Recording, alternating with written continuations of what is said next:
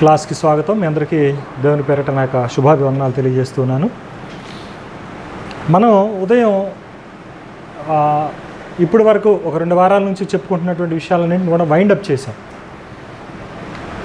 అంటే మొత్తాన్ని కూడా చుట్టొచ్చాం. గత 2 క్లాసుల్లో కూడా ఏం చెప్పుకున్నాము, ఆదికాండం విషయంలో అనేటువంటి దాని గురించి. మొన్న చెప్పినటువంటి వివరాలు కూడా కొన్ని ఈరోజు చెప్పడం జరిగింది. ప్రత్యేకంగా దృష్టి పెట్టాల్సినటువంటి వచనాలను కూడా మనం చెప్పాం. మనం ఈ ఆదికాండాన్ని 2 రకాలుగా చూస్తున్నాం. ప్రధానంగా ఎట్లా చూస్తున్నాము, ఒకటి దేవుడు సృష్టి చేశాడా లేదా అనేటువంటిది నిర్వివాదమైనటువంటి అంశం మనకి కదా. దేవుడు సృష్టి చేశాడా లేదా అనేటువంటిది నిర్వివాదమైనటువంటి అంశం మనకి. మన దృష్టిలో మనం గ్రహించింది, మనం నొక్కా నుంచి చెప్పేది ఏంటంటే, డెఫినెట్గా నిస్సందేహంగా సృష్టికర్త ఆయనే. ఆయన యొక్క మాట ద్వారా, ఆయన యొక్క జ్ఞానము ద్వారా సర్వ సృష్టి ఉనికిలోనికి వచ్చింది. అయితే ఈ సృష్టి దాని యొక్క భావం అనేటువంటిది దీనికి మించి ఉంది. ఎట్లా ఉంది అంటే, ఈ సృష్టి అనేటువంటిది ఆయన యొక్క నివాస స్థలంగా ఉంది అనేటువంటి ఒక పవిత్ర భావాన్ని మనం లేఖనాల్లో నుంచే మనం చూసాం. దానికి నేను మొన్న 2 క్లాసుల్లో కూడా దానికి సంబంధించినటువంటి కొంత సామ్యతను సూచించేటువంటి పదాలని నేను వాడటం జరిగింది. ఎట్లా సూచించాం మనం సామ్యతని, గుర్తుందా మీకు?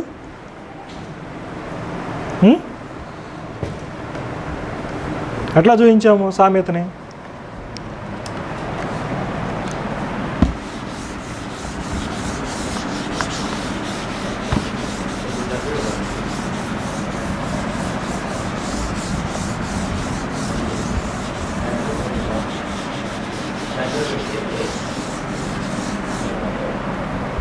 కదా, ఎట్లా చూపించాము సామ్యతను మనం?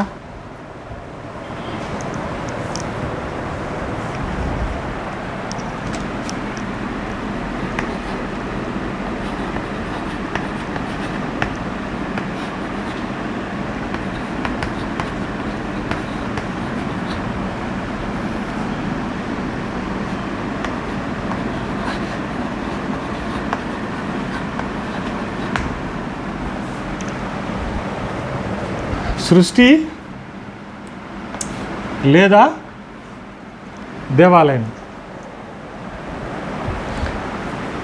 గుడారము దేవాలయం. అంటే ఫస్ట్ గుడారం వ్యవస్థ మనకి స్టార్ట్ అయింది, తర్వాత దేవాలయంలోకి మనం వచ్చాం.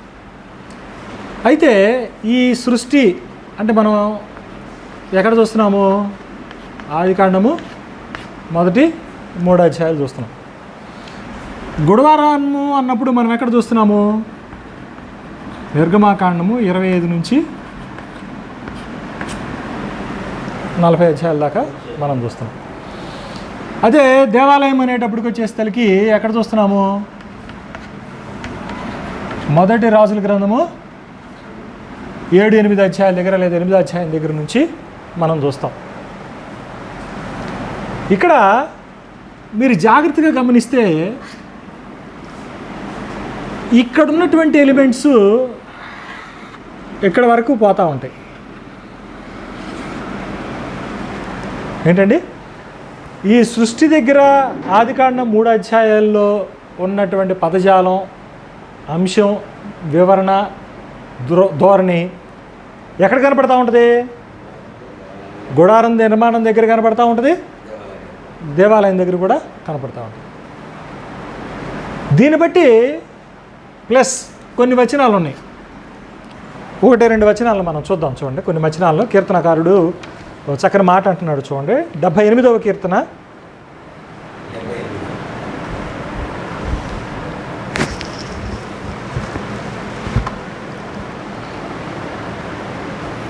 69వ వచనాన్ని చూడండి ఒకసారి.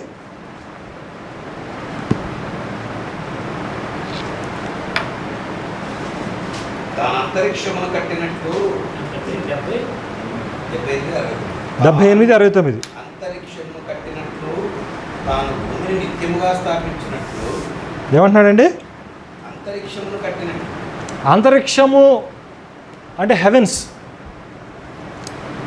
కట్టినట్లు, తాను భూమిని నిత్యముగా స్థాపించింది. భూమిని స్థాపించినట్లు. హెవెన్ అండ్ ఎర్త్ వచ్చేసింది అక్కడ, ఆకాశం భూమి అనేటువంటిది వచ్చేసింది. మనకి ఆదికాండం ఏం చూస్తున్నాం? మొదటి అధ్యాయం మొదటి వచనంలో, ఆదికాండము మొదటి అధ్యాయము, దేవుడు ఆదియందు భూమి ఆకాశములను సృజించెను అనేటువంటి మాటను మనం చూస్తూ ఉన్నాం. ఇక్కడేమంటున్నాడు మళ్ళీ? ఆయన అంతరిక్షమును కట్టినట్లు, భూమి నిత్యముగా స్థాపించినట్లుగా. ఆయన తన పరిశుద్ధ మందిరమును కట్టించెను. లాంగ్వేజ్ చూసారా మరి మీరు? ఇక్కడ లాంగ్వేజ్ భాషను కనుక మీరు చూస్తే ఇక్కడ సృష్టి దగ్గర మనకి ఏం కనపడుతున్నాయి?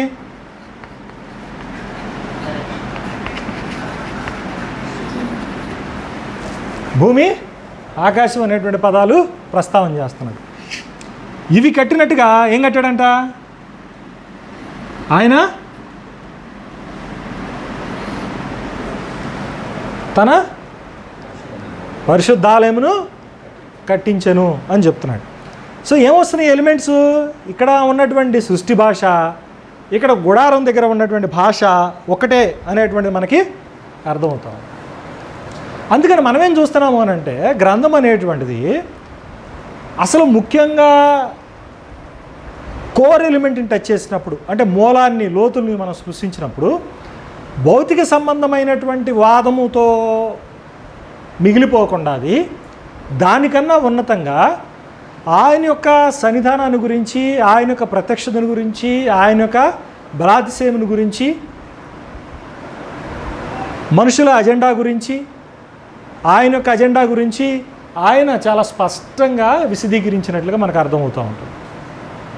సో అందుకని మనం ఆదికాండాన్ని ఈ స్థాయి నుండి ఇంకా హైగా చూడాల్సినటువంటి అవసరం ఉంది. అంటే ఏంటి? కేవలము భౌతిక సంబంధమైనటువంటి సృష్టి గురించే వివరిస్తున్నాడు అనేటువంటి ధోరణిలో నిలిచిపోకుండా అది అంతకు మించి ఉన్నది అనేటువంటి విషయాన్ని మనం గమనించాలి. తర్వాత మళ్ళీ ఇంకొక మాటను కూడా మనం చూద్దాం. చూడండి, యెషయా గ్రంథము 66వ అధ్యాయము మొదటి 2 వచనాలు కూడా చూడండి.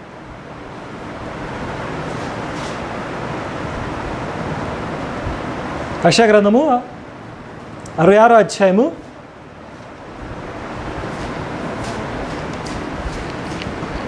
యెహోవా ఇలాగ ఆజ్ఞించుచున్నాడు. ఆకాశమా సింహాసనం నా నిమిత్తము కట్టను ఉద్దేశించి ఇల్లు ఏ పాటిది? ఏమన్నాడండి? ఆకాశము సింహాసనము. ఇప్పుడు ఏమవుతుంది? ఆకాశము భూమి అనేటువంటి రెండింటిని కూడా మాట్లాడతా ఆయన ఉనికిని కలిగి ఉన్నటువంటి ప్రాంతంగా మనకి విశదీకరిస్తున్నాడు. దాన్ని బట్టి ఏమర్థమవుతుంది? ఇప్పుడు ఈ సృష్టి అనేటువంటిది ఆయన యొక్క నివాస స్థలంగా అర్థమవుతుందా? ఆ నివాస స్థలము క్రమేపీ ఎక్కడికి వచ్చింది? సృష్టిలో నుండి గుడారంలోకి వచ్చింది. గుడారంలో నుంచి దేవాలయంలోనికి వచ్చినట్లుగా మనం చూస్తాం. సో ఈ సృష్టి భాషకి తర్వాత రెండు దీనికి చాలా దగ్గర సంబంధం ఉంది అనేటువంటి విషయాన్ని, ఆ భాషలో ఉన్నటువంటి సామ్యతని మనం గుర్తించాలి. అంతేకాకుండా మరొక సందర్భంలో ఈ ఉత్తరేణియం వల్లే చుట్టబడటం అనేటువంటి భాషను కూడా వాడతాడు ఆకాశం భూమి దగ్గర. అది కూడా మీరు జాగ్రత్తగా గమనిస్తే గుడారాన్ని ప్రతిబింబించేటువంటి భాషా శైలి అది. స్క్రోల్ లాగా తొలగిపోతున్నట్టుగా చెప్తాడు. అది కవెనెంటల్గా మనం ఎక్స్ప్లెయిన్ చేస్తూ ఉంటాం న్యూ టెస్ట్మెంట్లో. సో అక్కడ చాలా జాగ్రత్తగా కనుక గమనిస్తే క్రియేషన్ లాంగ్వేజ్కి, క్రియేషన్లో ఎంప్లాయ్ చేసినటువంటి లాంగ్వేజ్కి, గుడారము దేవాలయం దగ్గర ఉన్నటువంటి భాషకి చాలా దగ్గర సామ్యత ఉన్నది అనేటువంటి విషయాన్ని మనం తెలుసుకోవాలి. నిర్గమకాండము 26వ అధ్యాయము మొదటి 6 వచనాలు మనం చూద్దామండి.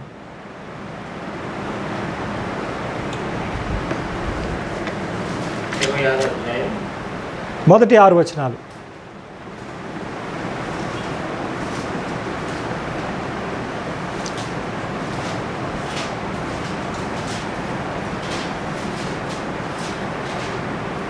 మరియు నీవు 10 తెరలతో ఒక మందిరమును చేయవాలి.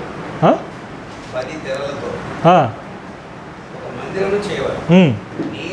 తామ్ర రక్త వర్ణములు గల పేనిన సన్నపునారతో వాటిని చిత్రకారుని పని అయిన కెరూబులు గల వాటినిగా చేయమని. ప్రతి తెర పొడవు 28 మూరలు, ప్రతి తెర వెడల్పు 4 మూరలు. ఆ తెరలన్నిటికీ ఒకటే కొలత. 5 తెరలు ఒకదానితో ఒకటి కూర్చోవాలి. మిగిలిన 5 తెరలు ఒకదానితో ఒకటి కూర్చోవాలి. తెరల కూర్పు చివరను మొదటి తెర అంచున నీలి నూలుతో కొలుకులను ఏంటంట అక్కడ చూడండి. అక్కడ ఆ మాటల్ని కొద్దిగా ధ్యానం చేయండి, కొద్దిగా మీ దృష్టి దాని మీద మళ్లించండి. ఇంకోసారి చదివేది. 5 తెరలు ఒకదానితో ఒకటి కూర్చోవాలను, మిగిలిన 5 తెరలు ఒకదానితో ఒకటి కూర్చోవాలను.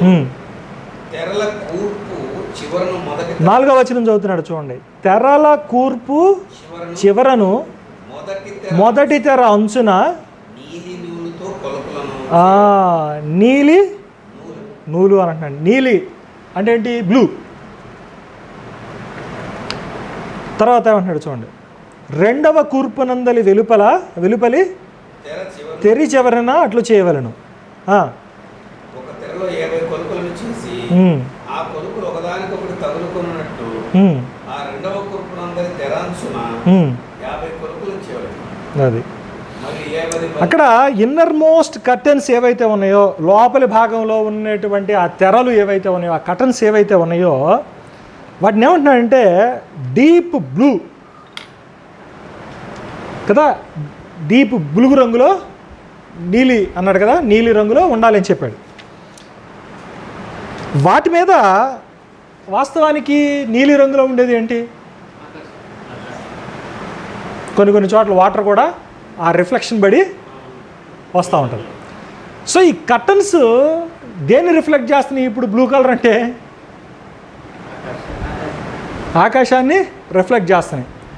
ఎక్కడ కర్టన్లు ఇవి? Inner most curtains. తెరలు ఎక్కడ తెరలు ఇవి? పరిశుద్ధ స్థలమే. బయట ఎండకండే బయట కనపడేయా? లోపల తెరలు. నీకు గుడారం లోపల తెరల గురించి మాట్లాడుతుంది అక్కడ. మొదటి 6 వచనాలు మీరు చాలా జాగ్రత్తగా గమనిస్తే దేని గురించి మాట్లాడుతున్నాయి? లోపల కర్టన్స్. ఈ లోపల ఈ కర్టన్స్లు ఏవైతే ఉన్నాయో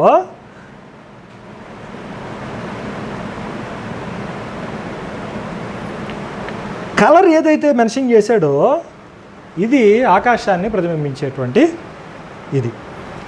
తర్వాత కొద్దిగా మనం చదువుతూ పోతే మనకి ఏమని హింటిస్తాడంటే దాని మీద కెరూబుల్ని చిత్రీకరించినట్టుగా కూడా ఉంటుంది. ఈ కెరూబులు ఎక్కడ ఉంటాయి? ఆదికాండంలో కనుక మీరు చూస్తే పాపం చేసి మనిషి గెంటి వేయబడ్డ తర్వాత తూర్పున ఏదైనా కావిలి కాయడానికి ముఖద్వారం దగ్గర ఎవరిని పెట్టాడు? దేవుడు కెరూబుల్ని పెట్టాడు. ఈ కెరూబులు మళ్ళీ ఎక్కడికి వచ్చినాయి? లోపలికి వచ్చినాయి. ఎక్కడికి వచ్చినాయి? గుడారం లోపలికి వచ్చినాయి. అంతేకాకుండా మీరు నిబంధన మందసాన్ని కనుక మీరు చిత్రపటాన్ని కనుక చూస్తే నిబంధన మందసం ఎలా ఉంటుంది? ఆ మందసం మీద 2 అభిముఖంగా ఒకదానికొకటి ఎదురుగా గార్డ్ చేస్తున్నటువంటి 2 కెరూబులు ఉంటాయి. అంతేకాకుండా అక్కడ మోషే ధర్మశాస్త్రము, మన్నా పాత్ర, అహరోను చీర్చినటువంటి కర్ర, ఇవన్నీ కూడా లోపల ప్రాంతంలో దేవాలయంలో అతి పరిశుద్ధ స్థలంలో ఉండేటువంటి విభాగాలు. సో ప్రధానంగా కనుక మనం చూసుకుంటే ఈ నిబంధన మందసం మీద ఏముంటుంది? 2 కెరూబులు ఉంటాయి. ఈ 2 కెరూబులు ఏం చేస్తున్నాయి? ఆయన యొక్క ప్రత్యక్షతని గార్డ్ చేస్తున్నాయి. ఆయన యొక్క ప్రత్యక్షత ఏదైనా తోటలో ఎక్కడుంది? తోటలో ఉంది. ఈ తోటలో ఉన్నటువంటిది ఎప్పుడైతే పాపం చేశాడో అప్పుడు తోట బయట కెరూబులు కాస్తూ ఉన్నాయి. సో ఆ సింబాలిజం ఎక్కడికి వచ్చేసింది? గుడారంలోకి వచ్చేసింది. తర్వాత ఇంకా కొన్ని మాటలు చూద్దాం చూడండి. మొదటి రాజుల గ్రంథము 7వ అధ్యాయము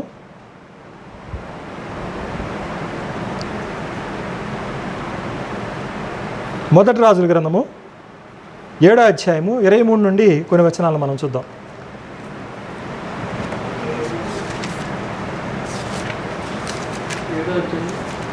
23 నుండి కొన్ని వచనాలు చూద్దాం. మరియు అతడు కోత పనితో ఒక సముద్రమును చేశాడు. ఏం చేశాడు? సముద్రాన్ని ఎటు చేస్తారు?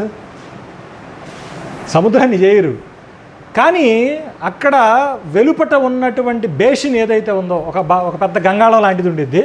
ఆ గంగాళంలో వాటర్ ఉంటుంది. కానీ దాన్ని ఏమని పిలుస్తున్నాడు? జలరాశులు వచ్చేసినాయి. ఇవన్నీ మనకి ఎక్కడ కనపడతాయి? ఆది కాండంలో దేవుడు క్రియేట్ చేసిన దాంట్లో మనకి కనపడతా ఉంటాయి. తర్వాత అక్కడ మీరు ఏం చేస్తారంటే 7వ అధ్యాయంలోనే 18వ వచనం 20వ వచనం చూడండి ఒకసారి. ఇలాగున అతడు స్తంభములను చేసి మీది పీటలను కప్పుటకు చుట్టూను అల్లిక పని 2 వరుసలను దానిమ్మ పండ్లతో చేశాడు. ఈ ప్రకారంగా అతడు 2వ పీటను చేశాడు. 18వ వచనం 20వ వచనం 26వ వచనం 42వ వచనం కూడా చూడండి. ఇక్కడ చెప్తున్నాను, నువ్వు చదివేస్తున్నావు. నువ్వు చదివేదానికి వాళ్ళు రాసుకునేదానికి అసలు ఫాలో అయ్యేదానికి సంబంధం లేదు. ఒక ప్యాటర్న్ ఫాలో అవ్వండి, చెప్తాను నేను. 1 రాజుల గ్రంథము 7వ అధ్యాయము 18వ వచనం చదవండి మొదట. ఇలాగున అతడు స్తంభములను చేసి మీది పీటలను కప్పుటకు చుట్టూను అల్లిక పని 2 వరుసలు దానిమ్మ పండ్లతో చేశాడు. పండ్లు ఎక్కడ ఉంటాయి? దేనికి కాతే? ఇప్పుడు ఇది ఎక్కడికి వచ్చింది? సొలొమోను కడుతున్నటువంటి దేవాలయంలోనికి వచ్చింది. అంటే మందిరము లోపల ఉన్నటువంటి అట్మాస్ఫియర్ అంటే వాతావరణం దేన్ని ధ్వనింపజేస్తుంది? ఆది కాండం 1 అధ్యాయం 2 అధ్యాయాలు ఉన్నటువంటి 2-3 అధ్యాయాల్లో ఉన్నటువంటి స్థితిగతుల్ని ఏం ప్రతిబింబిస్తున్నాయి? గుడారం కానీ దేవాలయం కానీ. ఎందుకంటే సేమ్ ఎలిమెంట్స్ ఇక్కడ నుంచి ఇక్కడికి ట్రాన్స్ఫర్ అవుతాయి. సో ఇక్కడ ఉన్నటువంటి ఎలిమెంట్స్ ఇక్కడికి వచ్చినాయి, ఇక్కడ ఉన్నటువంటి ఎలిమెంట్స్ ఇక్కడికి వచ్చినాయి. ఇవన్నీ కూడా దేన్ని ప్రతిబింబిస్తున్నాయి? దాన్ని ఇంకా చదువుదాం చూడండి. ఇంకా కొన్ని వచనాలు ఉన్నాయి కదా, అక్కడే చూద్దాం చూడండి.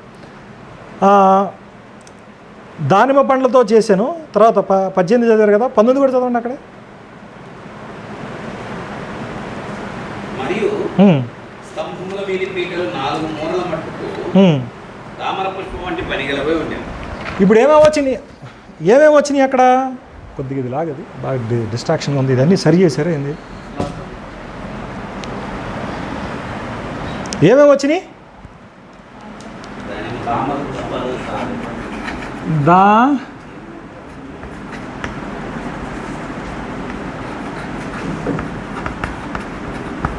పండ్లు వచ్చినాయి. తర్వాత పూలు వచ్చినాయి.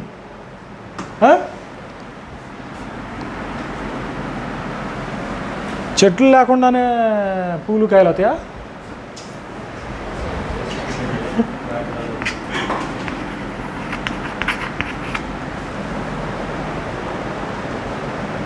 కటన్ మీద ఇందాక మనం అక్కడ చదువుకున్నాం చూడండి, గుడారం దగ్గర కటన్స్ మీద బ్లూ కలర్లో ఉన్నాయి అన్నప్పుడు దాని మీద ఆకాశం ప్రతిధ్వనించే విధంగా స్టార్సు, కెరూబులు వాటి మీద చెక్కుడు ఉంటుంది. ఇంకా చూద్దాం చూడండి. ఇంకా ఆగిపోలేదుగా 20వ వచనం. తర్వాత 23 చదివేశారు ఇందాక. ఇప్పుడు ఏం చేస్తారంటే 26 చూడండి ఒకసారి. ఏముందో?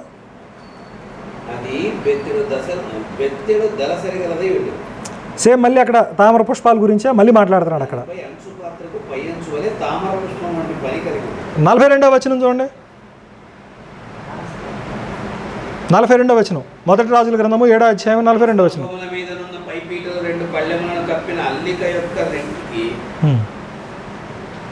అల్లిక యొక్కటింటికి 2 వరుసల చొప్పున 2 అల్లికలకు 400 దానిమ్మ పండ్లు.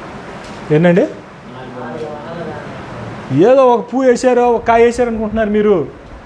మీరు లోపలికి వెళ్ళి టెంపుల్ కనుక చూస్తే, మీరు టెంపుల్ కనుక చూస్తే ఎటువంటిది?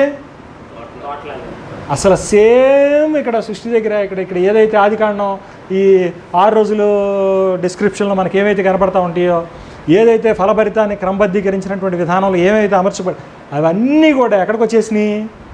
సొలొమోను కట్టినటువంటి మందిరంలోకి వచ్చేసినాయి. మీరు సేమ్ జాగ్రత్త చదివితే నిర్గమాకాండము 25 నుంచి 40 అధ్యాయాల్లో కూడా సేమ్ ఈ ఎలిమెంట్స్ ఇక్కడ తీసుకొచ్చినటువంటి దాఖలాన్ని కూడా మీరు చూస్తారు. సో ఓవరాల్గా ఇవన్నీ ఏంటి? మొదటి రాజుల గ్రంథం ఇప్పుడు మనం చూసినటువంటి 7వ అధ్యాయం 18, 20, 26 తర్వాత 42 వచనాల్లో మనం ఏం చూస్తున్నాము అని అంటే ఫ్లోరల్ ఎలిమెంట్స్ మనం చూస్తున్నాం కదా. ఫ్లోరల్ ఎలిమెంట్స్ మనం చూస్తున్నాం. తర్వాత నిర్గమాకాండం అక్కడికి వద్దాము.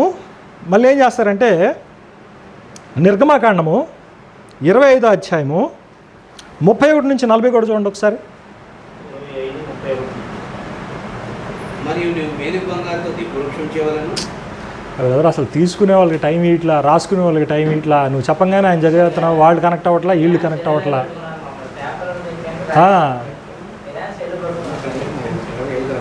అసలు కనెక్ట్ అవ్వట్లా. నేను 2 సార్లు చెప్పుకోవాల్సి వస్తుంది, నువ్వు చదువుతున్నావు, మళ్ళీ నేను ఫాలో చేయడానికి నాకు కష్టం అవుతుంది. నిర్గమాకాండము 25వ అధ్యాయము 31 నుంచి 40 వచనాలు చూడండి ఒకసారి. మరియు నీవు మేలిమి బంగారుతో ఈ వృక్షమును చేయవలెను. దేంతో చేయాలి? మేలిమి బంగారంతో ఏం చేయాలి? దీపవృక్షము లేదా దీప స్తంభాన్ని చేయాలి. కానీ అక్కడ ఏమన్నాడు? తెలుసుగా మీకు, ల్యాంప్ స్టాండ్ అంటాం కదా, దీపస్తంభం అని అంటాం. ఎటువంటిది దీపస్తంభం?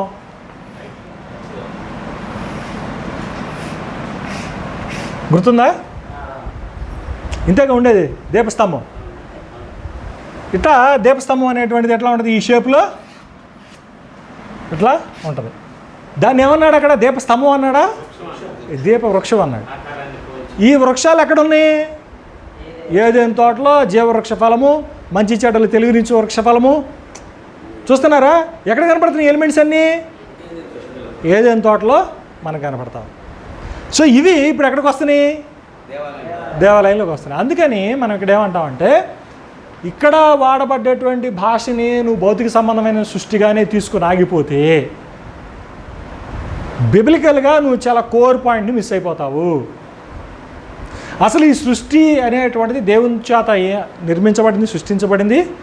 ఈ సృష్టి కర్త ఆయన మాత్రమే కాకుండా ఆ సృష్టి అనేటువంటిది ఆయన యొక్క నివాస స్థలంగా ఉన్నది అనేటువంటి విషయాన్ని మనం ధృవీకరిస్తున్నాం ఈ సిద్ధాంతం ద్వారా, ఈ ధోరణి ద్వారా. అంతేకాకుండా ఆయన మన కోసం ఈ క్రమబద్ధీకరించినటువంటి విధానం ఎంత చక్కగా ఉంది అని అంటే, నువ్వు ఫలించడమే ఆ క్రమం ప్రకారం, ఇంకే వేరే నీకు ఛాన్స్ లేదు. నేను చెప్పిన మాట అర్థమవుతుందా? ఏంటి ఎన్నిసార్లు చెప్పాడు అక్కడ? 7 సార్లు ఆయన చేసింది యావత్తు కూడా మంచిదిగా చూశాడు ఆయన. ఈ చూస్తూ చూస్తూ క్రమాన్ని నిర్దేశిస్తూ అన్ని మంచిగా చూసుకుంటూ పోయి ఆయన అజెండా ఏం పెట్టుకున్నాడు? సమస్తం కూడా ఫ్రూట్ఫుల్గా ఉండాలి, ఫలభరితంగా ఉండాలి, ఉత్పత్తి చేసేదిగా ఉండాలి, విస్తరించేదిగా ఉండాలి, వ్యాపించేదిగా ఉండాలి, నిండించేదిగా ఉండాలి అనేటువంటిది ఆయన డిజైన్. కానీ మనిషి ఏం చేశాడు? ఆ డిజైన్కి ఏం చేశాడు? తూట్లు పొడిచాడు. ఆ డిజైన్కి తూట్లు పొడిచాడు. మీకు ఎక్కడెక్కడ పాపం చేయబడిందో, ఎక్కడెక్కడ పాపం ఎంటర్ అయిందో, పాపం ఎంటర్ అయిన ప్రతి చోట కూడా ఈ డిజైన్ దెబ్బతింది. ఇంత చక్కని డిజైన్ చేసి మనిషిని పెడితే పాపం ద్వారా ఆదికాండంలో డిజైన్ దెబ్బతిందా? దేవుని యొక్క సన్నిధానం అనేటువంటిది మనుషుల మధ్య ఉండాలి, నేను వాళ్ళ మధ్యలో ఉండాలి అనేటువంటి ఆయన తాపత్రయాన్ని ఏం చేశారు వీళ్ళు? కెరూబులు కావిలు కాసి మనిషిని దూరం చేసి పడేసేసారు. ఆర్డర్ దెబ్బతినేసింది. ముళ్ళ పొదలో, గచ్చతీగలో ఇవి వచ్చేసినాయి, వేదనలు వచ్చేసినాయి, శ్రమలు వచ్చేసినాయి, అన్నీ ఏమైపోయింది? ఆర్డర్ అనేది దెబ్బతినేది. మళ్ళీ తర్వాత జలప్రళయం దగ్గరికి వస్తాం మనం. జలప్రళయం దగ్గరికి వచ్చేసరికి కూడా సేమ్ ఏం జరుగుద్ది? ఆర్డర్ దెబ్బతింది. God's creation order for humanity అనేటువంటిది దెబ్బతింది అక్కడ. జలప్రళయం ఎందుకు వచ్చింది? అక్కడ ఉన్న మాట చెప్పండి చాలు. ఏం జరిగింది? ఆరాధ్యం చూడండి సరే. అదే స్టార్టింగ్ ఉంది, అదేనా? బాగా పనిచేస్తున్నట్టు ములకాయ కూరని వంకాయ కూరని పుప్పారు. నల్లు భూమి మీద విస్తరింపనారంభించిన తర్వాత కుమార్తెలు వారికి దేవుని కుమారులు నల్ల కుమార్తెలు చక్కని వారని చూచి వారందరిలో తమ మనసుకు నచ్చిన స్త్రీలకు వివాహం చేసుకుంటారు. అప్పుడు యెహోవా నా ఆత్మ నల్లతో ఎలా ప్రవాదించాడు. వారు తమ అక్రమ విషయంలో నరమాత్రులై ఉన్నారు. ఏంటండి చెప్పాలా? మళ్ళీ చెప్పాలా? అర్థం కాల. అక్రమ విషయంలో నరమాత్రులై. అక్రమం విషయంలో అంటే ఏం దెబ్బతింది? అది నేను అదే అంత పదం కరెక్ట్గా చెప్పండి, పదం కరెక్ట్గా చెప్పండి అని చెబుతుంది. అక్కడ ఆర్డర్ని ఏం చేశారు వీళ్ళు? స్పాయిల్ చేశారు, అంటే చెడగొట్టేశారు. చెడగొట్టిన తర్వాత దాని పర్యవసానంగా మొత్తం ఏమైంది? మళ్ళీ ఎట్లా చెడిపోయింది, ఎట్లా వెళ్ళిపోయింది అని అంటే ఆదికాండం మళ్ళీ మొదట్లో కనపడి చూడండి, భూమి నిరాకారంగాను శూన్యంగాను ఆ స్థితికి వెళ్ళిపోయింది వీళ్ళ దెబ్బకి. ఎందుకు? వాటర్ వచ్చింది, అగాధపు తూములు ఇప్పబడ్డాయి. ఏమైపోయింది? మొత్తం నాశనం అయిపోయి ఉన్నటువంటి బ్యూటీ అంతా కూడా ఏమైపోయింది? పాడై. So when ever sin enters, పాపము జరిగినప్పుడు లేదా పాపం అనేటువంటిది ప్రవేశించినప్పుడు ఆ జరిగినటువంటి ప్రతి సందర్భంలో కూడా ఏమైపోయింది? ఆర్డర్, క్రియేషన్ ఆర్డర్ అనేటువంటిది దెబ్బతింటాం. ఈ దెబ్బతింటాం, ఈ ఎడబాటు, దీనన్నిటినీ కూడా ఈ గుడారం అనేటువంటిది రిఫ్లెక్ట్ చేస్తూ, అంటే ప్రతిబింబింపజేస్తూ ఆ వ్యత్యాసాన్ని ఎత్తు చూపుతూ అది సాక్షార్థంగా మన ముందు కనపడతానే ఉంది. చాలా డీపర్ మీనింగ్ ఉన్నటువంటి ఎలిమెంట్స్ ఇవన్నీ కూడా. మీకు అర్థమవుతుందా? ఇవన్నీ కూడా ఎట్లాంటివి? చాలా డీపర్ మీనింగ్ ఉన్నటువంటి ఎలిమెంట్స్. తర్వాత ఇంకొకటి చూద్దాం చూడండి. మళ్ళీ రాజుల గ్రంథానికి వెళ్ళండి ఒకసారి.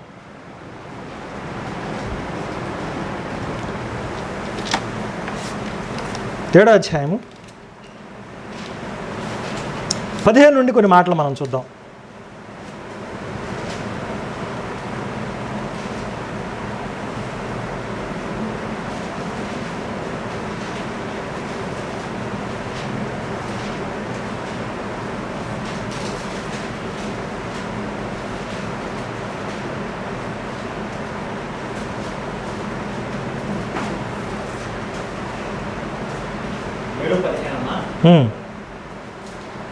ఏమనగా అతడు 2 ఇత్తడి స్తంభములను కోతకోసాడు.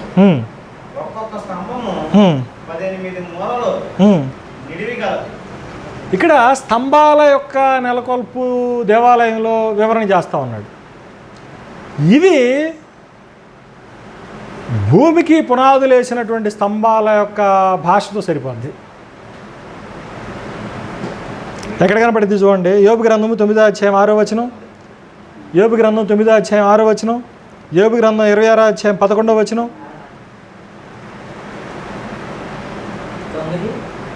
6, 26, 11, కీర్తనలు 75:3. ఈ 3 సందర్భాల్లో కూడా ఈ పిల్లర్స్ వేసినట్టుగా భూమి యొక్క స్థాపన గురించి మాట్లాడటం అనేటువంటిది మనం చూస్తూ ఉంటాం. సో ఇట్లాంటి భాష, అట్లాంటి సింబాలిజాన్ని దేవాలయం యొక్క నెలకొల్పు దగ్గర ఆ స్తంభాల మీద వేసినట్టుగా, భూమిని ప్రతిష్ఠించినట్టుగా, ఆ యొక్క మందిరాన్ని ప్రతిష్ఠిస్తున్నట్టుగా, లేదా దాన్ని నెలకొల్పుతున్నట్టుగా మనం అక్కడ భాషా శైలిని మనము చూడవచ్చు. ఇట్లాగా పండితులు ఏం చేశారంటే చాలా సామ్యతని చూడగలిగారు, చూశారు, ఆశ్చర్యపోయారు. బైబిల్లో ఉన్నటువంటి ఆ సింబాలిజానికి చూసి ఇది మాట, నోటి మాటగా మాత్రమో లేకపోతే ఏదో చారిత్రక మాటగా కాకుండా చాలా ఉన్నతమైనటువంటి విలువలు, లోతైనటువంటి భావంతో ఉన్నాయి అనేటువంటి విషయాన్ని గమనించారు. అందుకనే నాకు తెలిసినటువంటి ఒక గొప్ప పండితుడు, గతికవాద పితామహుడిగా ఉన్నటువంటి ఆయన, మ్యాక్స్ కింగ్ అనే ఆయన, తన పత్రిక పేరు ఏం పెట్టాడంటే లివింగ్ ప్రజెన్స్ అని పెట్టాడు. Living presence. లివింగ్ అంటే జీవం కలిగినటువంటి, ప్రజెన్స్ అంటే సన్నిధి. అసలు బైబిల్ యొక్క థీమ్ ఉద్దేశం ఏంటి అని అంటే ఆయన యొక్క లివింగ్ ప్రజెన్స్, ఆయన యొక్క సన్నిధానం అనేటువంటిది మానవుల మధ్య నెలకొల్పబడటం, మానవుల మధ్య ఆయన ఉండటం, మానవులతో ఆయన ఉండటం, మానవులు ఆయన సన్నిధానంలో ఉండటం. That is the main goal and agenda of the humanity. ఇది మనం మర్చిపోకూడదు. ఏంటంటే బైబిల్ అంతా కూడా దేనికి సంబంధించి? దేవుని యొక్క సన్నిధానాన్ని గురించి, అది మన మధ్య నెలకొల్పడం గురించి, మానవుడు దాన్ని కోల్పోవటం గురించి, మానవుడు తిరిగి ఆ సన్నిధానాన్ని సొంతం చేసుకోవటం, దాన్ని మనం రక్షణ అని మనం మాట్లాడతాం. మొదటి 3 అధ్యాయాల్లో ఏదైతే మానవుడు కోల్పోయాడో, మొదటి 3 అధ్యాయాల్లో ఏ విధమైనటువంటి భాష వాడబడిందో, ప్రకటన గ్రంథం చివరి 3 అధ్యాయాల్లో కూడా సేమ్ అదే భాష, అదే ధోరణి, అదే వాడబడింది. ఏదైతే అక్కడ కోల్పోయారో అది ఇక్కడ పునర్నెలకొల్పబడినట్టుగా, స్థిరపరచబడినట్టుగా మనం చూస్తాం. అంతేకాకుండా మనం గత వారం కూడా ఒక మాట చెప్పాను నేను. ఏమన్నానంటే, ఆదాముని మనం ఒకసారి గమనించినట్లయితే ఏమంటున్నాడో చూద్దాం. చూడండి ఒకసారి.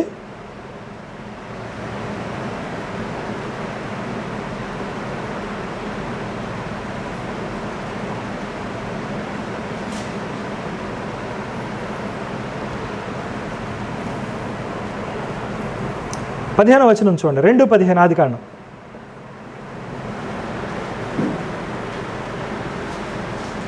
మరియు దేవుడైన యెహోవా నన్ను తీసుకొని ఏదైనా తోటను శ్వేతపరచుటకును దాన్ని కాచుటకును దానిలో ఉంచాను. అది దేనికి ఉంచాడు అక్కడ?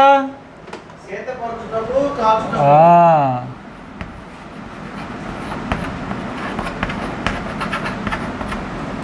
ప్లస్ కాయిట్ కోసం ఉంచాడు కదా. నేను మీకు అంతకుముందు కూడా చెప్పాను. నేను సంఖ్యాకాండము 3వ అధ్యాయం 8వ వచనం చూడండి.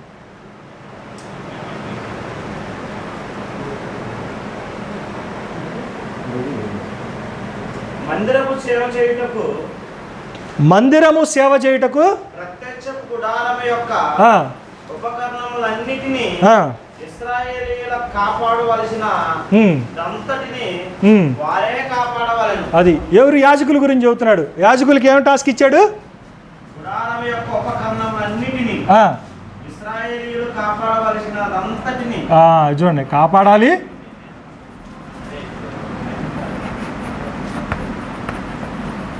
కాపాడాలి, తర్వాత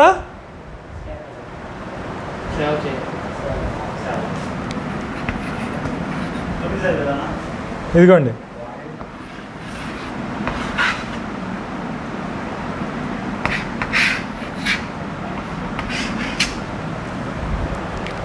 షమారు అబాద్ అనేటువంటి పదాలను 2 పదాలను వాడాడు.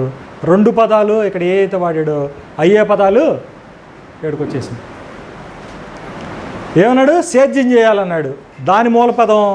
సేవ చేయాలనేటువంటి మూలపదం హీబ్రూలో ఒకటే. కాపాడాలి అన్నాడు, కాయాలి అన్నాడు, రెండిటి యొక్క మూలపదం ఒకటే. దాన్ని హీబ్రూలో ఏమనంటే షమారు అబాద్ అని వాడటం జరిగింది. ఇట్లాగా మనం సామ్యతని, అర్థమవుతుందా? సామ్యతని మనం చూడవచ్చు. ఇప్పుడు ఆదాము ఎలా ఉన్నాడు? ఆదాము తోటలో దేవుని యొక్క యాజకుడిగా ఉన్నాడు. ఇప్పుడు ఈ పదాలన్నీ కలుస్తున్నాయి, ఇక్కడ ఉన్నటువంటి ఎలిమెంట్స్, ఇక్కడ ఉన్నటువంటి ఎలిమెంట్స్ కలుస్తున్నాయి. ఎక్కువ శాతం దీనికే సపోర్ట్ చేస్తున్నప్పుడు భౌతిక సంబంధమైనటువంటి సృష్టి అని, 24 గంటల సృష్టి అని ఆడ ఆగి ఇది ముందట్టొచ్చింది, ఇది వెనకొచ్చింది అని కొట్టుకు సావటం అనేటువంటిది టోటల్ డైవర్షన్లోకి వెళ్ళిపోతుంది. కానీ రచయిత యొక్క దృక్పథం కానీ వాళ్ళ యొక్క భావన కానీ ఎలా ఉంది అనేటువంటి విషయాలను అసలు మనం పట్టించుకోవట్లేదు. అందుకని మనం కనుక సరిగా పట్టించుకుంటే ఈ సృష్టి యొక్క విలువ ఏంటి, ఈ మానవ జీవనం యొక్క విలువ ఏంటి, దేవునికి మానవునికి ఉండేటువంటి సన్నిహిత సంబంధం ఏంటి, దేవుడు మనుషుల నుంచి ఏం కోరుకుంటున్నాడు అనేటువంటి ఇవన్నీ కూడా మనకి బోధపడతాయి. అర్థమవుతుందా? సో ఇది మనం ప్రధానంగా గుర్తుపెట్టుకోవాలి. అంతేకాకుండా ఇక్కడ దృష్టి పెట్టాలంటే ఈ మాట కూడా మనం చెప్పుకోవచ్చు. ఏంటంటే ఒకసారి మొదటి అధ్యాయానికి వెళదాం. 26వ వచనాన్ని మనం చూద్దాం.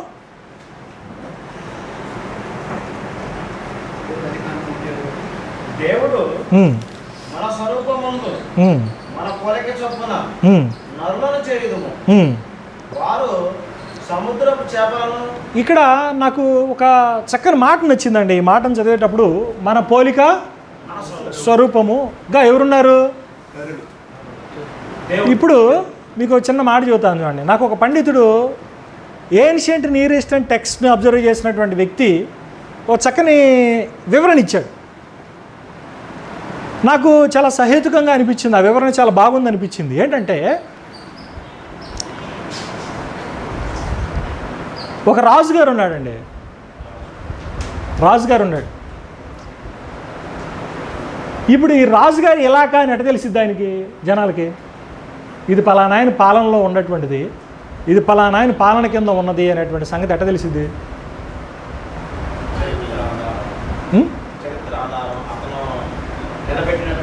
ఇప్పుడు నువ్వే ఉండవు బా. ఇప్పుడు మీ దేవురు మీ నర్సాపేట. మీ నర్సరాపేటకి హెడ్ ఎవరు? ఇప్పుడు ఆయన ఎమ్మెల్యేనా? ఎమ్మెల్యే. ఇప్పుడు ఆయన ఎమ్మెల్యే, ఆయన ఏరియా ఇది, ఆయన నియోజకవర్గం ఇది, ఏరియా అంటే నియోజకవర్గం ఇది అని ఎట్లా తెలిసిద్ది మనకి? బా, ఎక్కడ వేస్తాడు? తెనాలి వేస్తాడా? తెనాలి వేస్తే అంటే ఆయన టెరిటరీ కాదు, అంటే ఆయన టెరిటరీ, ఆయన భూభాగం కాదని అర్థం. ఇప్పుడు మీరేం చేశారంటే కుక్కలను చూడండి. కుక్కలు ఏం చేస్తూ ఉంటాయి? ఈ బజార్లో 2-3 కుక్కలు తిరుగుతూ ఉంటాయి. కానీ ఇదంతా ఒక పేటే. కానీ అవగాడ బజార్లో ఇంకో కుక్క ఉంటుంది. అది పొరపాటు ఇటు వచ్చినా ఈ కుక్క టెల్లో ఉరుకు. టెరిటోరియల్ వార్ జరుగుతూ ఉంటుంది. అంతేకాకుండా అదేం చేస్తుందంటే ఇంకొక పని చేసిద్ది. ఈ టెరిటరీలో ఉండే కుక్కే, ఈ ప్రాంతంలో ఉండే కుక్కే ఏం చేసిద్ది అంటే ఎక్కడో బండి వచ్చింది, అక్కడో బండి వచ్చింది, అక్కడో బండి ఉంది, వచ్చిద్ది, ఉచ్చబోసిద్ది, కా తెలిపోయి దాడిపోసిద్ది, కా తెలిపోద్ది. ఎందుకని? ఇది నా ఏరియా. వేరే వాడు ఎంటర్ అయినప్పుడు టెరిటరీ, పులిగోడు అంతే చేస్తుంది. పులికి వచ్చి దాదాపు 13 కిలోమీటర్ల వరకు దాని ఏరియా ఉంటుంది, చదరపడుగుల వరకు. ఆ ఏరియాలో అది తిరుగుతూ ఉంటుంది. ఆ ఏరియాలో ఇంకోటి వస్తే ఊరుకోదు. పుల్లన్నీ కూడా చక్కగా పంచుకొని ఉంటాయి. 13 స్క్వేర్ కిలోమీటర్స్ వరకు దాని పరిధిలో ఉంటుంది. తర్వాత అదేం చేస్తుంది? వెళ్ళేటప్పుడు ఆ చెట్టు మీదకి అది పుస్తూ ఉంటుంది, ఆ చెట్టు మీదకి వెళ్ళి పుస్తూ ఉంటుంది, వెళ్ళిపోతూ ఉంటుంది అట్ట. అదేం చేస్తాయి అంటే దాని సెంటుని దానికి అక్కడ పెట్టి వెళ్తాం. నా టెరిటరీ అని. ఇంకొకటి వచ్చిందనుకో, రాగానే స్మెల్ పట్టేసిద్ది. స్మెల్ బట్టి ఆల్రెడీ ఇక్కడ ఉంది అని అంటే ఆల్రెడీ వేరే వాళ్ళది అని ఒక టెరిటరీ తెలుసుకుంటుంది. అమ్మో ఇది భూభాగం దాంది అంటే వేరేది యాక్టివ్గా కనపడుతుంది అని చూసుకొని ఏం చేస్తారు? ఎలక్ట్ అయ్యి ఈ పోతాయి. ఇట్లా టెరిటరీ అనేది ఇట్లా పంచుకుంటాయి. అట్లాగే ఇందాక నేను అడిగాను కదా, మీ ఎమ్మెల్యే గారు ఏరియా ఇది అని ఎట్లా తెలిసిద్ది? మీ ఏరియా ఇంతవరకే అనే సంగతి ఎట్లా తెలిసిద్ది అనే దానికి ఏం చెప్పారు? మీ ఏరియా వరకు ఆయన ఏం చేస్తాడు? ఫ్లెక్సీలు పెడతారు. ఫ్లెక్సీలు పెడతారు. ఫ్లెక్సీలు ఏంటయ్యి? ఆయన యొక్క రూపం, ఆయన యొక్క రూపం, అంతే కదా, ఆయన పోలికయి. సో అయ్యి ఆ టెరిటరీలో పెడతారు, అంతేనా? ఇప్పుడు అక్కడ ఉన్నటువంటి భాష ఎట్లా ఉంది అనేటువంటి దానికి ఒక స్కాలర్ చెప్పినటువంటి మాట నాకు భలే బాగా నచ్చింది. ఏమన్నాడంటే ఆయన, నీకు పాత రోజుల్లో, చాలా పురాతనమైనటువంటి రోజుల్లో, అంటే ఈ సాంప్రదాయం తర్వాత కూడా ఉంది, రాజులైనటువంటి వాళ్ళకి ఊర్లు దేశాలుగా ఉన్నప్పుడు, పెద్ద పెద్ద ప్రాంతాలు వాళ్ళ ఆధీనంలో ఉన్నప్పుడు, ఇప్పుడంటే వాట్సాప్లు ఉన్నాయి, ఇప్పుడంటే ఫేస్బుక్లు ఉన్నాయి, కమ్యూనికేషన్ ఉంది, ఇప్పుడు వేరు. కానీ అప్పుడు పరిస్థితులు వేరుగా. సో ఇది ఆయన ప్రాంతం అని తెలియడానికి వాళ్ళు ఏం చేసేవాళ్ళంటే ఆయా ప్రాంతాల్లో విగ్రహాలు పెట్టేవాళ్ళు. ఏం పెట్టేవాళ్ళు? విగ్రహాలను ఎరెక్ట్ చేసేవాళ్ళు. ఎరెక్ట్ చేయటం అంటే విగ్రహాలని నెలకొల్పేవాళ్ళు. సో ఇప్పుడు మనం పోతుంటే ఆ ఏరియా ఏమైనా అర్థమైంది? పలానా ఆయన రాజుగారిది, ఇది మన రాజుగారి ధర ఇప్పుడు రాజుగారిని అందరూ చూసే అవకాశం రాదుగా.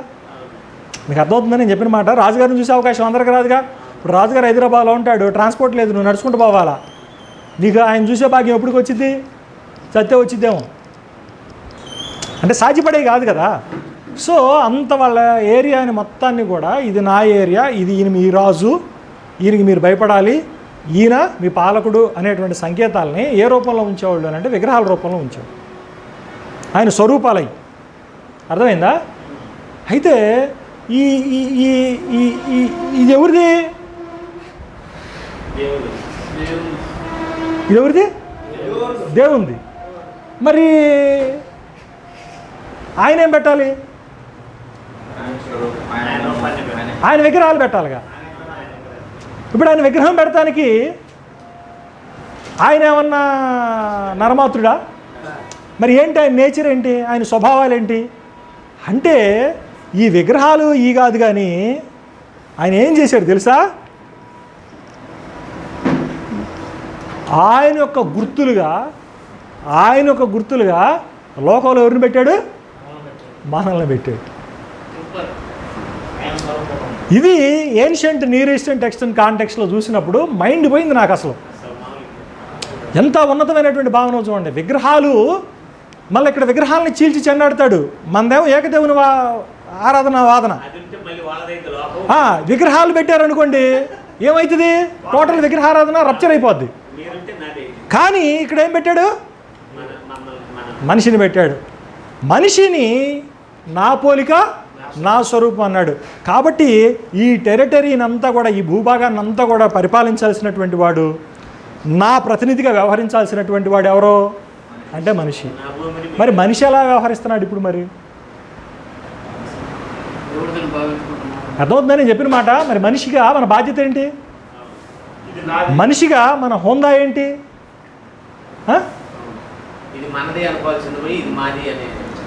మనం ఏం చేస్తున్నామంటే ఇదంతా ఎప్పుడు వదిలించుకొని పోదామా, ఎప్పుడు నాశనం అయిపోద్దా, అది నాకేంది, అది పూసింది వేరేగా నాకేం పని, ఆ పోసింది ఈడుగా నాకేం పని, మా ఇల్లు ఏడుందిగా ఆడపోతే ఏం పోయిందని మనం అనుకుంటున్నాం. అంటే మనం ప్రవర్తించాల్సినటువంటి హోందాతనంలో ప్రవర్తించట్లా. మనం ఏమై ఉన్నాము, మన రోల్ ఏంటి, మన పని ఏంటి అనేది కూడా మనకి తెలియట్లేదు. నిజంగా ఎంత గొప్ప ఎక్స్ప్లెనేషన్ చూడండి. రెండు, ఇక్కడ రూల్ అనేటువంటిది ఏలుదురు అని అంటాడు చూడండి. తర్వాత మాట చూడండి ఒకసారి అక్కడ 26 చివరి భాగం.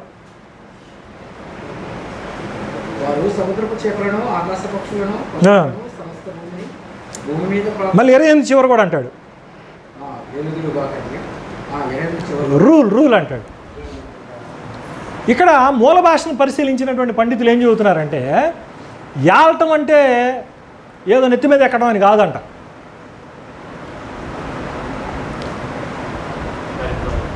ఇట్లాంటి బాధ్యతాయుతమైనటువంటి పదం అంటది. అది అర్థమవుతుందా? నేను చెప్పిన మాట అర్థమవుతుందా? యాలటం అని అంటే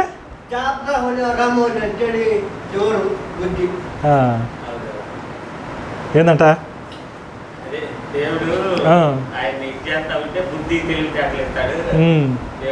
ఓకే, అది. సో మీకు అర్థమవుతుందా ఏంటంట? ఎట్లాంటి రూల్? ఏలుదురు అంటే ఏంటి? దండం తీసుకొని ఆడిని కొట్టి ఈడిని పొడిచి మీ పిక్చరైజేషన్ అట్లా ఉంటుంది కదా ఏలటం అంటే. కానీ రూట్స్ ఇట్లా ఉన్నాయంట.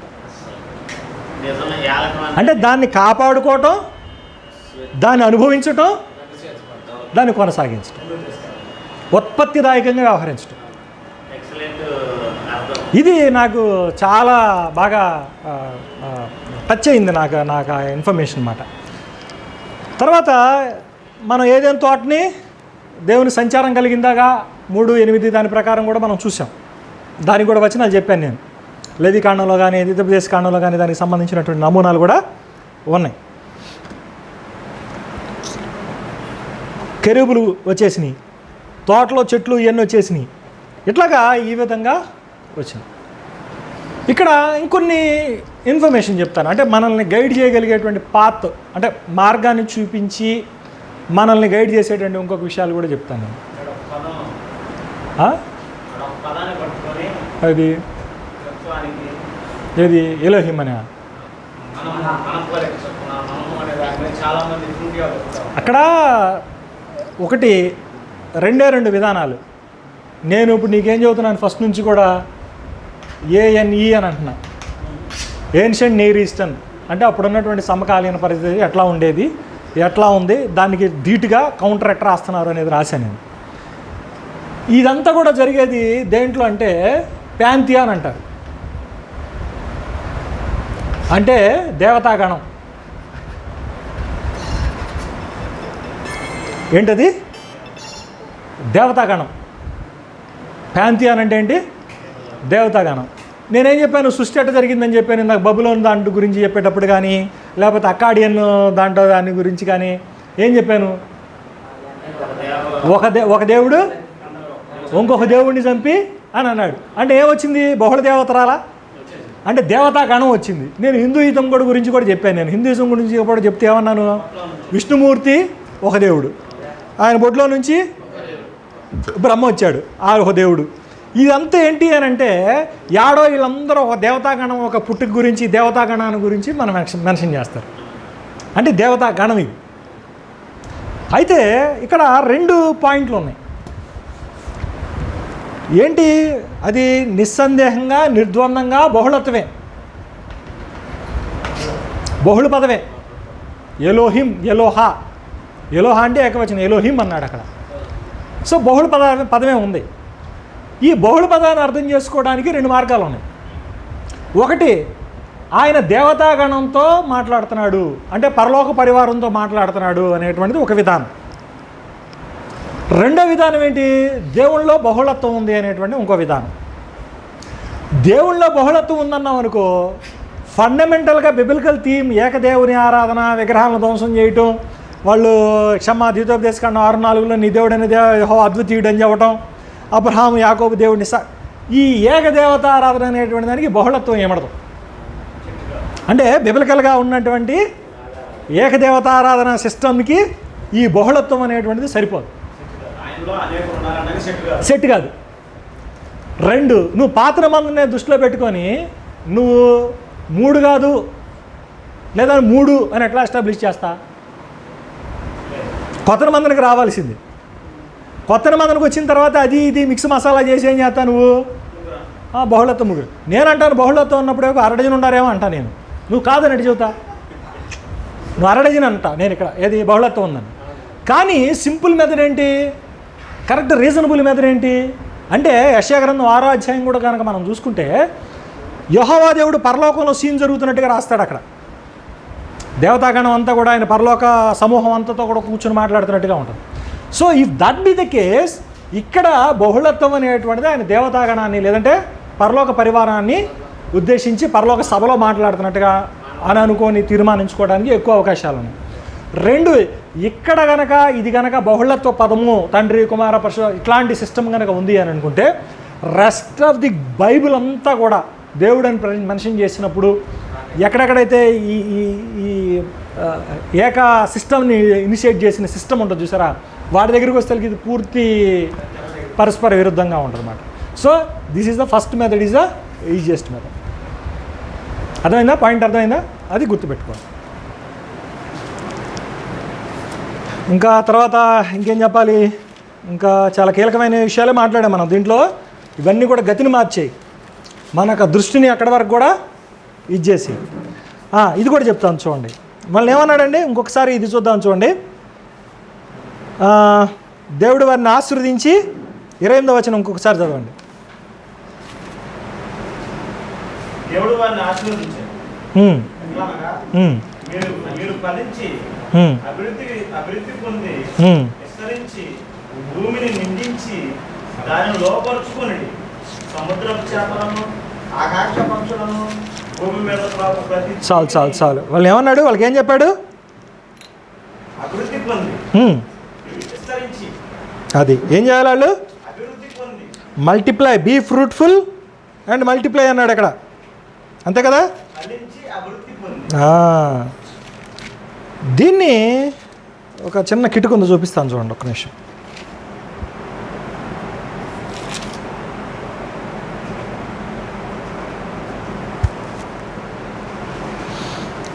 అపొస్తలుల కార్యం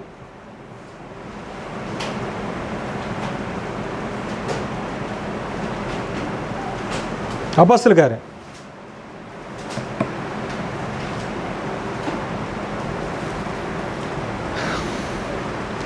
7వ వచనం చూడండి. 6-7. 6వ అధ్యాయం 7వ వచనం. దేవుని వాక్యము ప్రబలమై ఏమన్నాడండి? దేవుని వాక్యం ప్రబలమై ప్రబలం అవడం అంటే ఏంటి? ఓయ్ మామూలు కాదు మీరు. తర్వాత శిష్యుల సంఖ్య యెరూషలేములో బహుగా విస్తరించెను. మరియు యాజకులు అనేకులు విశ్వాసమునకు లోబడిరి. ప్రబలమై విస్తరించాను. వాస్తవానికి రెండు దగ్గరగా ఉన్నాయి పదాలు. అసలు వాస్తవానికి తెలుగులో కాంటెక్స్ట్ మారేతలకి ఆ పదాలకు తప్పించి పెట్టలేకపోయాడు. మనం హీబ్రూలో ఏం చూసాము? హీబ్రూలో ఏమన్నాము? బీ ఫ్రూట్ఫుల్ అండ్ మల్టిప్లై అన్నాం మనం కదా.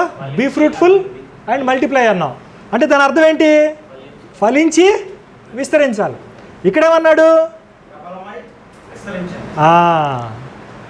ప్రబలమై అన్నప్పుడు ఇంగ్లీష్లో ఉన్నాడంటే ఇంక్రీజ్ అన్నాడు. ఇంక్రీజ్ అవటం అంటే ఫలభరితం కావటం అనేది దాని అర్థం. తర్వాత విస్తరించడం అనేటువంటిది ఇంకొక అర్థం.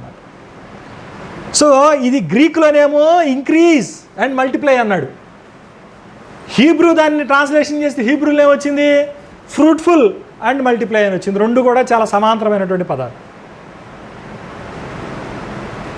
మనుషుల అజెండా భౌతికంగా అక్కడ ఎట్లా ఉందో చూడండి, స్పిరిచువల్గా ఇప్పుడు ఎట్లాగా ఉంది చూడండి.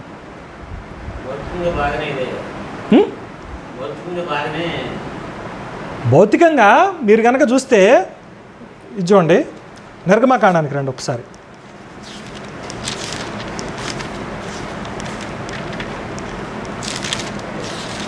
నిర్గమకాండం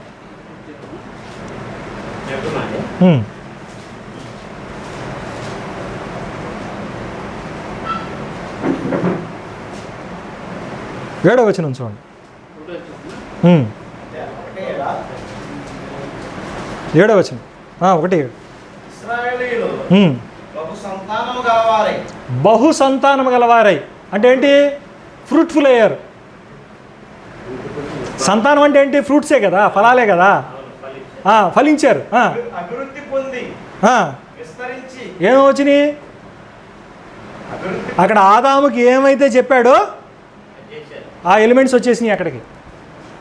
ఆదాముకి పెట్టినటువంటి ఎజెండా ఏదైతే ఉందో ఇక్కడే రీచ్ అయిపోతుంది. అర్థమవుతుందా? నేను చెప్పిన మాట అర్థమవుతుందా? తర్వాత చదువుతూ పండి ఏమంటున్నాడు చూడండి. బహు సంతానము కలిగినటువంటి వారై అభివృద్ధి పొంది విస్తరించి. చూసారా పదాలను? చూసారా? అత్యధికముగా. ఈ పదాలన్నీ సేమ్ అక్కడ ఉంటాయి. 26 నుంచి 28 వచనాల్లో మనకి స్పష్టంగా కనపడతాయి. అది సంగతి. అర్థమైందా? ఇది మనకేం కనపడుతుంది అక్కడ? దేవుడు ఏదైతే ఆదాముకు అజెండా పెట్టాడో ఈ అజెండా ఇక్కడికి వచ్చేసరికి ఏమవుతుంది? కార్యాభివృద్ధి చెందినట్టుగా, కార్యసిద్ధి జరిగినట్టుగా మనం చూస్తున్నాం. ఇంకా నిండలేదండి, ఇంకా మా దగ్గర భూమి ఖాళీగా ఉందని చెబుతారు కొంతమంది సైంటిస్టులు. అరే స్వార్థ మొదటిసారి ఇంకా ఇన్నోళ్ళు చాలామంది ఉన్నారు. ఇక్కడ ఇన్నోళ్ళ సంగతి కాదు చెబుతుంది, అప్పుడు ఇనాల్సిన సంగతి చెబుతుంది, అప్పుడు ప్రకటించబడాల్సిన దాని సంగతి చెబుతుంది. అది చెప్పరు. ఇప్పుడు భూమిని నిండించింది అన్న అనుకోండి, మనుషులు పోని భూ ప్రాంతాలు ఇంకా ఉన్నాయి దేశంలో. మరి దాన్ని బట్టి నెరవేరలేదని చెబుతామా? మరి నెరవేరలేదని చెబితే సేమ్ అదే పదాలను ఆదికాండంలో వాడినటువంటి పదాలను ఇక్కడ ఎట్లా వాడుతున్నాడు? అర్థమవుతుందా నేను చెప్పేది? కాబట్టి చాలా జాగ్రత్తగా చూడాలా. చూస్తే మనకు అర్థమవుతుంది. ఇక్కడేమవుతుంది? మనుషులు ఎట్లా విస్తరిస్తున్నారు? ఆదికాండంలో భౌతికంగా విస్తరిస్తున్నారు. కానీ సేమ్ పదాలని ఇక్కడ అపోస్తలుల కార్యాల్లో వాడుతూ సేమ్ ఫలభరితం అవుతుంది. ఎట్లా అవుతుంది? వాక్యం ద్వారా, గాస్పల్ ద్వారా అవుతుంది. గాస్పల్ ద్వారా ప్రొడక్షన్ జరుగుతుంది, ఉత్పత్తి జరుగుతుంది. మీకు అర్థమవుతుందా? కొత్తగా దేవుని రాజ్యంలోకి పుట్టుకొస్తున్నారు వీళ్ళు. ఎట్లా సాధ్యపడుతుంది? అది సేమ్ భౌతిక సంబంధమైనటువంటి ప్రాస్పారిటీ ఫలభరితాన్ని దృష్టాంతంగా తీసుకొని ఇక్కడ ఆత్మ సంబంధంగా అదే ఫలభరితమైనటువంటి మాటగా సందేశంగా జ్ఞానంగా ఏముంది అని అంటే సువార్త అనేటువంటిది ఉంది. ఇది అద్భుతమైనటువంటి పోలిక. అందుకనే యెషయా 56 అధ్యాయాన్ని కనుక మనం చూస్తే ఈ కొత్త నిబంధన కాలంలో పాత నిబంధనలో భౌతికంగా ఉత్పత్తి చేయని వాళ్ళని పక్కన పడేశారు. భౌతికంగా ఉత్పత్తి చేయని వాళ్ళని పక్కన పడేశారు. ఉదాహరణకు షండు కానివ్వండి, ఎవడికన్నా వృషణాలకు దెబ్బ తగిలినటువంటి వాడు కానివ్వండి, పిల్లల్ని కనలేనటువంటి వాడు కానీ కొట్టి చంపేయటం, తీసేయటం, రానికుండా చేయటం చేసుకొచ్చారు. కానీ ఇప్పుడేమవుతుంది, వీళ్ళు కూడా కుమారులు కుమార్తెలని పిలిపించుకున్నటువంటి స్థితిలోకి వెళ్ళిపోయారు. ఎందుకు? ఇక్కడ ప్రొడక్షన్ అనేది భౌతిక సంబంధమైనటువంటి స్కిల్ మీద లేదు, స్పిరిచువల్ గాస్పెల్ మీద డిపెండ్ అయి ఉంది. అందుకని వాడు షండుడైనా, వాడు నపుంసకుడైనా, వాడు ఇజ్రాయేలుడైనా, వాడు ఉష్ణాలకు దెబ్బ తగిలిన వాడైనా ఎవడైనా సరే ఇప్పుడు దేవునికి ప్రియుడే. ఆత్మ సంబంధమైనటువంటి సందేశాన్ని ప్రకటించడం ద్వారా ఆత్మ సంబంధమైనటువంటి ఉత్పత్తిని అంటే పిల్లల్ని వాడికి అంటున్నాడు. That is the beauty of the gospel. నీకు ఈ బ్యూటీ అర్థం కావాలంటే ఓల్డ్ టెస్ట్మెంట్లో ఉన్న బ్యూటీ అర్థం కావాలి. అర్థమవుతుందా? లేదనుకో వాక్యం ప్రబలమైందంటే వెళ్ళిందంటే బాగా స్ప్రెడ్ అయిన తమ్ముడు, ఆ రోజుల్లో కాళ్ళకి చక్రాలు కట్టుకొని తిరిగాడు అంటావు నువ్వు అంతే. ఇంత కనెక్షను, ఇంత కనెక్టివిటీ అనేటువంటిది నీకు రాదు. అర్థమవుతుందా? ఇది గుర్తుపెట్టుకోండి. ఎట్లా కనుక గుర్తుపెట్టుకుంటే ఈ థీమ్స్ అనేటువంటివి రికరం అవుతూ ఉంటాయి, అంటే పునరావృతం అవుతూ ఉంటాయి. బైబిల్లో పాత నిబంధనలో ఉన్నటువంటి థీమ్స్ రికరింగ్ అవుతూ ఉంటాయి. ఇది మనం గుర్తుపెట్టుకోవాలి. తర్వాత చివరిగా కొన్ని మాటలు చెప్తాను. ఏంటంటే ఇక్కడ మనకు ఆది కాండంలో కనపడ్డటువంటి సృష్టి ఎలిమెంట్స్ ఇవే పునరావృతం కావటం కాకుండా ఇంకా ఆదాము కూడా మనకి చివరిదాకా వస్తూనే ఉంటాడు, అవ్వ కూడా చివరిదాకా వస్తూనే ఉంటుంది, పాపం కూడా అక్కడ జరిగిన పాపం చివరిదాకా వస్తూనే ఉంటుంది, అంటే కొత్త నిబంధన దాకా వస్తూనే ఉంటుంది. అన్నీ ట్రావెల్ చేస్తూనే ఉంటాయి. కాబట్టి మొదటి 3 అధ్యాయాలు ఎంత చక్కగా అర్థం చేసుకుంటే నీకు బైబిల్ అంత చక్కగా అర్థం. అదవుందా నేను చెప్పింది? అందుకని అసలు ఎక్కడ కూడా అశ్రద్ధ అనేది చేయదు. ఇప్పుడు దేవాలయం పోవడం గురించి మాట్లాడేటప్పుడు ఏమన్నాడు తెలుసా?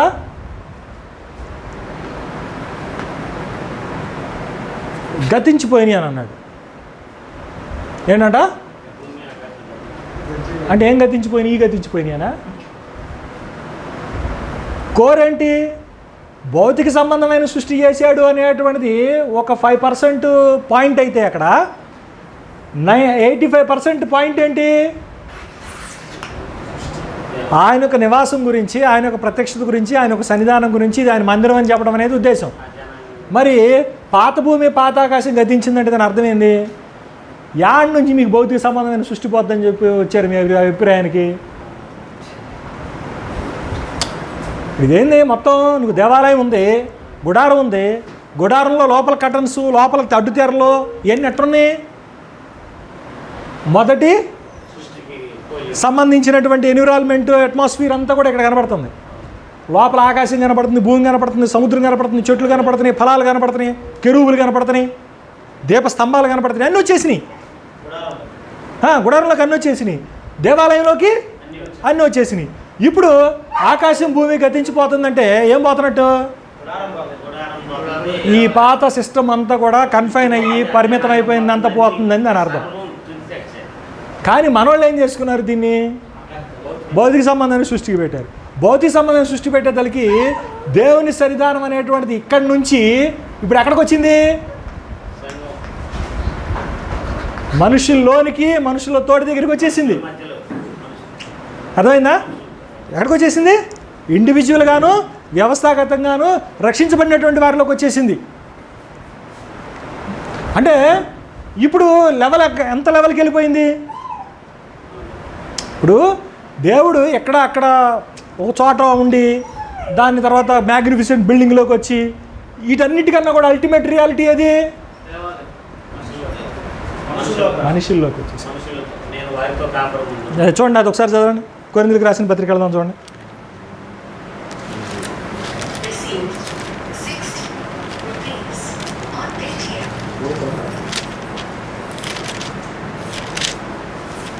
మీరు దేవుని ఆలయమై ఉన్నారని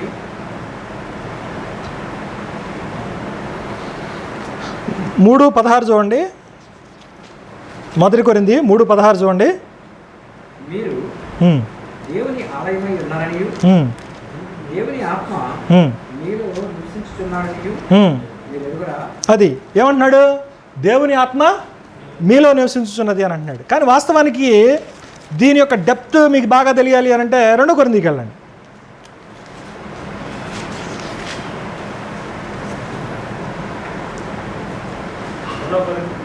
6వ అధ్యాయం 16వ వచనం. దీంట్లో ఎన్ని రెఫరెన్స్లు వాడతాడో తెలుసా మీకు? దేవుని ఆలయమునకు ఇది చూసారా? ఇది మల్టీవిటమిన్ బిళ్ళ తెలుసుగా, మల్టీవిటమిన్ క్యాప్సూల్, మల్టీవిటమిన్స్ అన్ని రకాల విటమిన్లు ఉంటాయి. తర్వాత mixed vegetable juice, mixed vegetable curry, mixed biryani. అంటే ఏముంటుంది దాంట్లో? అన్నీ కలిపి నీకు ఒక బౌల్లో ఇస్తాడు, అన్నీ కలిపి ఒక ప్లేట్లో తీసుకొస్తాడు, అన్నీ కలిపి ఒక బెడలో ఉంటాయి. ఆ టైప్ కాన్సెప్ట్ ఏంటో తెలుసా? ఇక్కడ ఉంటుంది. చూడండి 16వ వచనం నుంచి చూడండి. దేవుని ఆలయమునకు విగ్రహములతో ఏమి పొందిక? మనము జీవము గల దేవుని ఆలయమై ఉన్నాము. ఇప్పుడు ఏంది? మొన్నటి దాకా ఏంది? ఇది సపరేట్. ఈ ప్యాటర్న్ అంతా సపరేట్. దేవుణ్ణి మనిషిని దూరంగా చూపించింది, గ్యాప్ ఉందని చూపించింది, అడ్డుతెరా. కానీ ఇప్పుడు ఏమైపోయింది? మనమే అంటే దేవుడు ఏం చేశాడు? ఈ సృష్టి మొత్తంలో నుంచి ఇక్కడికి, అంటే ఇది మొత్తం 2 ఒకటే కాబట్టి మళ్ళీ ఇక్కడి నుంచి ఎక్కడికి వచ్చాడు? మనలోకి వచ్చేసాడు. మనందరం ఎవరివి? విమోచించబడినటువంటి వాళ్ళం. విమోచించబడినటువంటి వాళ్ళంటే ఎవరు? ఆయన యొక్క స్వరూపధారిగా మారిపోయిన, పరివర్తన చెందినటువంటి వాళ్ళం మనందరం కూడా. ఇంకో మాటలో చెప్పాలంటే ఆయన యొక్క కుమారులు కుమార్తెలుగా మనం ఉన్నాం. సో ఈ బ్యూటిఫుల్ కనెక్షన్ కనుక తెలియకపోతే మీరేంటో తెలియదు, మీ బాధ్యత ఏంటో తెలియదు, అసలు ఏం జరిగిందో అంతకన్నా తెలియదు. తర్వాత చూడండి ఏమంటున్నాడు చూడండి. దేవుని ఆలయమునకు విగ్రహములతో ఏమి పొందిక? మనము జీవము గల దేవుని ఆలయమై ఉన్నాము. అందుకు దేవుడు ఎలాగో సెలవిస్తున్నాడు, నేను వారిలో నివసించి సంచరింతును. ఇది లేవికాండంలో ఉంటుంది. ఇది లేవికాండంలోకి ఏడొచ్చింది అంటే ఆదికాండం నుంచి వచ్చింది. కనెక్షన్ చూడండి ఎంత ఉంటుందో. మల్టీవిటమిన్ లాగా ఉంటుంది అన్నమాట, మిక్స్డ్ వెజిటేబుల్ కర్రీ లాగా ఉంటుంది అక్కడ వచనాలన్నీ కూడా. చూడండి ఇంకేమంటున్నాడు చూడండి. మళ్ళీ ఇది వేరే మాట, ఇది మళ్ళీ ఇది యెషయాలో ఉంటుంది ఇది. తర్వాత ఏమంటున్నాడు చూడండి, వారు నా ప్రజలై ఉందురు. అది హెచ్కేల్లో ఉంటుంది. మళ్ళీ వెనక్కి ముందుకి షఫల్ అవుతా మొత్తం ఉన్నటువంటి వచనాలన్నింటిని కూడా క్రోడీకరిస్తాడు అక్కడ. అర్థమవుతుందా? చూడండి ఏమంటున్నాడు చూడండి. కావున మీరు వారి మధ్య నుండి బయలు వెళ్ళి ప్రత్యేకంగా ఉండుడి, అపవిత్రమైన దాన్ని ముట్టకుడి, ప్రభు చెప్పుచున్నాడు. మరియు నేను మిమ్మల్ని చేర్చుకొందును, మీకు తండ్రినై ఉందును. మీరు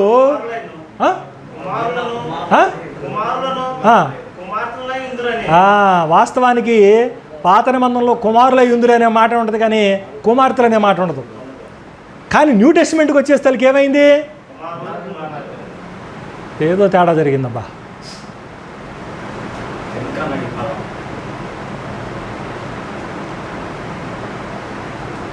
కుమారులు యెహోవాను అనుగ్రహించు, మరి కుమార్తెలు కాదనే కదా అని అర్థం. పాత ఎందుకంటే ఫిజికల్ ప్రొడక్షన్ ఉన్నప్పుడు నీకు కావాల్సిందే ఫోర్ ఫ్రంట్లో ఉంటుంది. ఇప్పుడు స్పిరిచువల్ ప్రొడక్షన్, ఇక్కడ ఉత్పత్తి ఎలా ఉంది? ఆత్మ సంబంధమైనటువంటి విధానం మాదిరిని అనుసరిస్తూ ఉంది. అర్థమవుతుందా? దానికి ఆధారం ఎక్కడుంది? భౌతిక సంబంధమైనటువంటి దాన్ని చూపించి ఇట్లా ఉంటుంది అనే నమూనా అక్కడ కనపడతా. So if that be the case, ఇప్పుడు ఏమన్నాడు చూడండి, మీకు తండ్రిని అయిందును, మీరు నాకు కుమారులను కుమార్తెలను అయిందురు కానీ సర్వశక్తి గల ప్రభువు చెప్పుచున్నాడు అని అన్నాడు. అన్న తర్వాత వాస్తవానికి ఇక్కడ ఫుల్ స్టాప్ పెట్టేసి అమ్మట అధ్యాయం స్టార్ట్ చేశారు. అది రాంగ్ అక్కడ, అది రాంగ్ అక్కడ. అధ్యాయాలు కానీ వచనాలు కానీ విడగొట్టింది ఎవరు? మనుషులే. వాళ్ళు చేసిన ఇంకో తప్పు ఇది. అయిపోలా, కంటిన్యూషన్ అది. ఇప్పుడు చదవండి.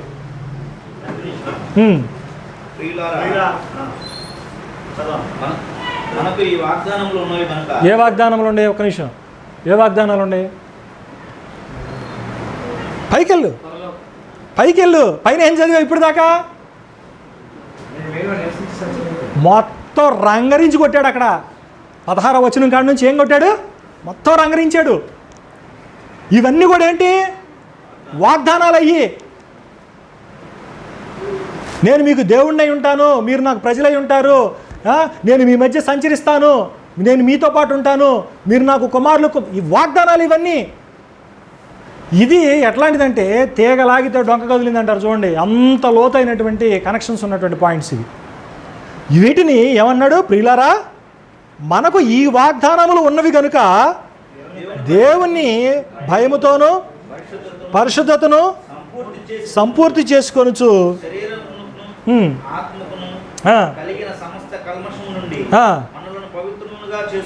అదే అల్టిమేట్ రియాలిటీ, అల్టిమేట్ గోల్ ఏంటి అని అంటే, నువ్వు దాన్ని కైవసం చేసుకోవాలి అని అంటే ఆ హోలీనెస్ని, ఆ శాంటిఫికేషన్ని నువ్వు చూపించాలి. అంటే ఆ పరిశుద్ధతని, ఆ పవిత్రతని మనం ఎంబెడ్ చేసుకోవాలి. అర్థమవుతుందా? కనుక చాలా చక్కని కనెక్టివిటీ ఫ్లో అనేటువంటిది ఆదికాండం నుంచి కూడా చాలా చక్కగా కనబడతా ఉంటుంది.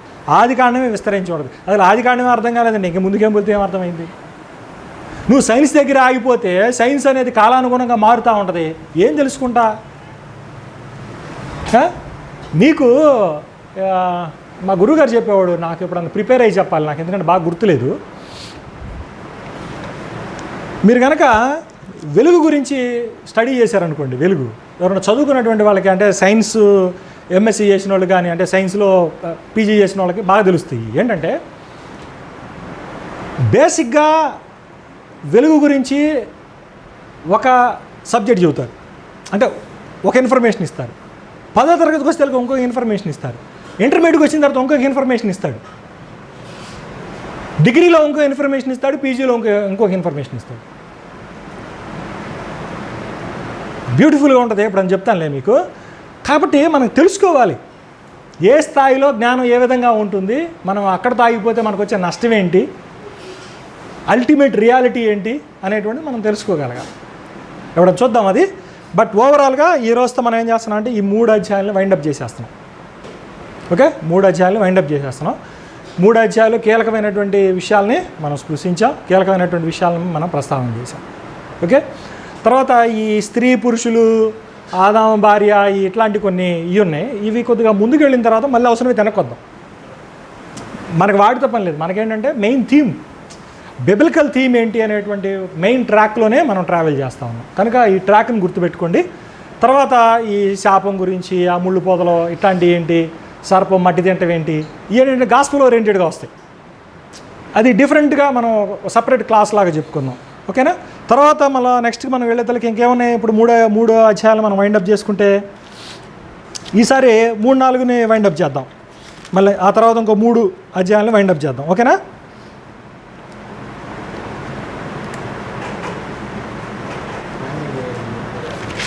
వీలైతే జలప్రళయం దాకా కవర్ చేద్దాం. నెక్స్ట్ రాబోయే 2-3 దానికి సంబంధించినటువంటి ఫౌండేషన్ కూడా మనం చూసాం. ఓకేనా?